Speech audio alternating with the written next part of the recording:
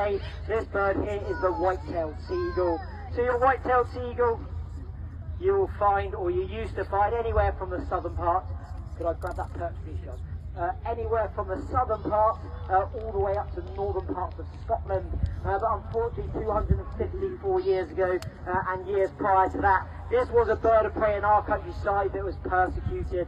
This bird of prey here was shot and also poisoned, and it was shot and poisoned alongside two other birds of prey in our countryside. That is the red kite and also the buzzard.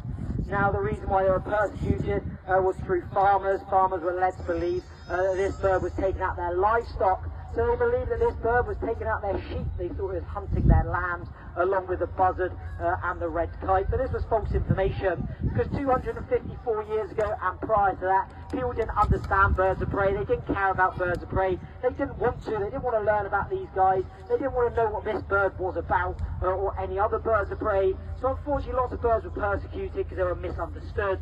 So farmers thought this bird and the other two, the red kite and the buzzard, was hunting their lambs.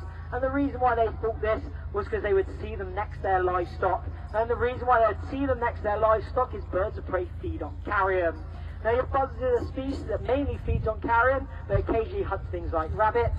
Your red kite is a species that feeds on insects, but will also find carrion.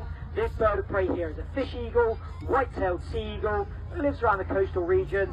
80% of the diet is them catching fish. The other 20% of the diet is these guys going out and finding the carrion. So that's where all three of these fell into that position. Because what was happening at night, the lambs were obviously being born on the hills, and then there was predators. There was things like foxes coming in at night time and taking out those baby lambs. They were killing them. Early morning, if lambs were born on the hill, you had things like ravens.